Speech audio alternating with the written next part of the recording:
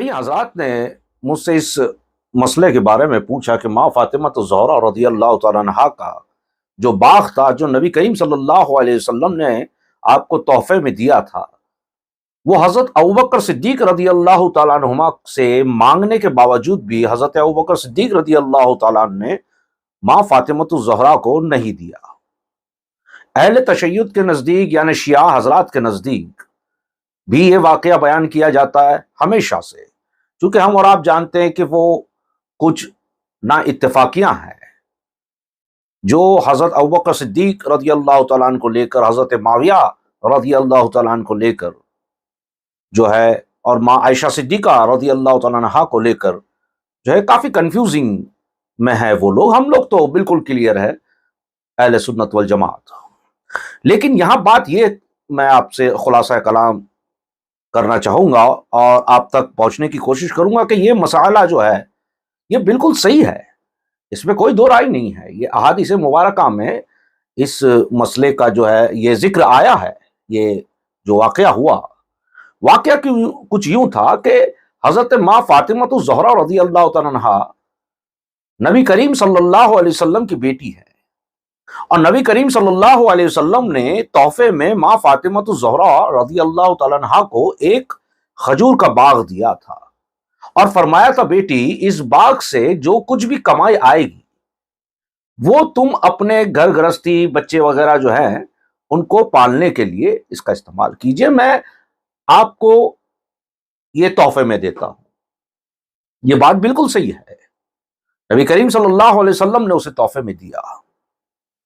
جب حضرت صلی اللہ علیہ وسلم اس دنیا سے پردہ فرما گئے تو حضرت ماں فاطمہ الزہرا رضی اللہ تعالیٰ عنہا حضرت ابوبکر صدیق رضی اللہ تعالیٰ عنہما سے کہنے لگی کہ ابوبکر صدیق، میرے والد جناب احمد مجتبی محمد مصطفیٰ صلی اللہ علیہ وسلم دنیا سے پردہ فرما گئے ہیں، چنانچہ جو باغ انہوں نے مجھے تحفے میں دیا تھا وہ باغ آپ مجھے واپس کر دے، یعنی جو اس وقت کے جو ڈاکیومنٹس ہوا کرتے ہوں گے، رجسٹریشن جو آج کے دور میں کہا جاتا ہے، وہ کر دیجئے اور وہ باغ مجھے دے دیجئے، چونکہ میرے والد نے مجھے اسے تحفے میں دیا تھا۔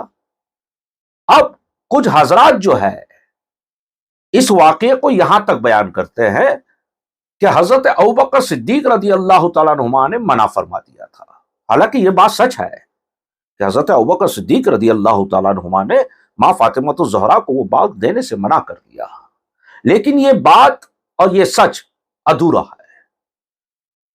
امت مسلمہ کو یہ پورا نہیں بتایا گیا، جبکہ پورا درج ہے کتابوں میں، لیکن پورا نہیں بتایا جاتا۔ اس کی وجوہات کیا تھی؟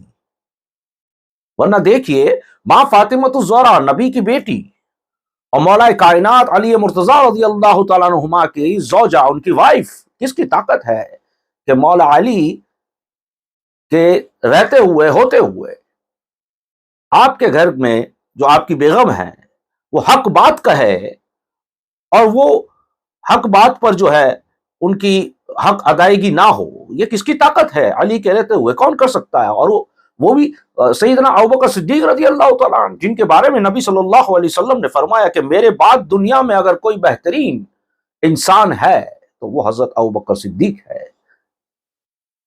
یہ خلیفۃ الاول ہے، خلیفہ اول ہے نبی کریم صلی اللہ علیہ وسلم کے۔ اس پہ بھی ہم کبھی بات کریں گے، کیونکہ اہل تشیع یہ بھی کہتے ہیں کہ مولا علی خلیفہ اول ہونے چاہیے تھے، یا وہ تھے، مگر دھوکے سے جو کہ ہے حضرت ابوبکر صدیق نے وہ خلافت اپنے پاس رکھی، مولا علی کو نہ دی، تو ایسا نہیں ہے۔ لیکن یہ الگ موضوع ہے، انشاءاللہ اس ویڈیو بنائیں گے۔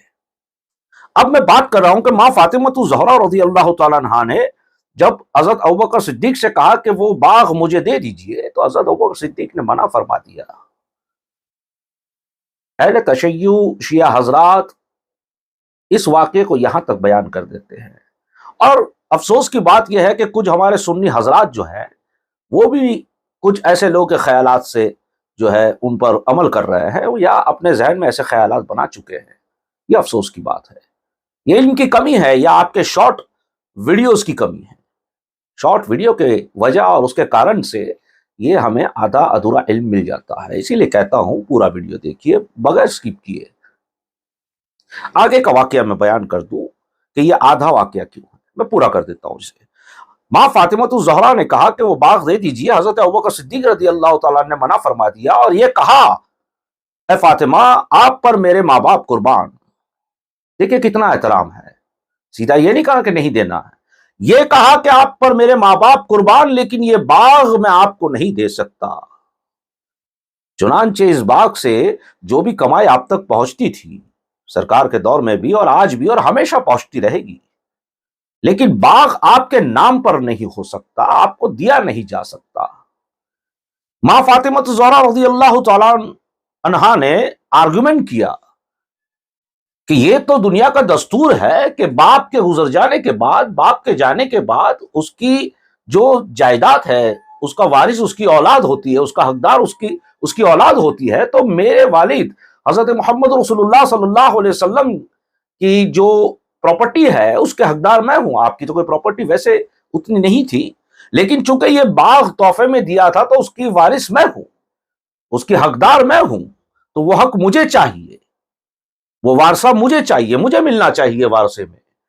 تو حضرت ابوبکر صدیق نے فرمایا آپ نے درست کہا، حق کہا کہ ہر ماں باپ کے جانے کے بعد اس کا وارثے کا وارثدار اس کی اولاد ہوتی ہے، مگر آپ کے ساتھ معاملہ کچھ اور ہے. تو ماں فاطمہ الزہرا رضی اللہ تعالیٰ عنہا نے فرمایا کیا معاملہ ہے؟ حضرت ابوبکر صدیق فرماتے ہیں کہ آپ نبی کی بیٹی ہیں، محمد عربی صلی اللہ علیہ وسلم کی بیٹی ہے. اگر ہم نے آپ کو یہ باغ دے دیا جو نبی نے آپ کو تحفے میں دے رکھا ہے، مگر اب ہم نے واپس آپ کو دے دیا، تو یہ مانا جائے گا کہ نبی صلی اللہ علیہ وسلم اپنی قبر میں زندہ نہیں ہے، کیونکہ وارثہ اسی کو ملتا ہے، اس بچوں کو ملتا ہے جن کا باپ جو ہے وہ دنیا سے گزر جاتا ہے، مر جاتا ہے.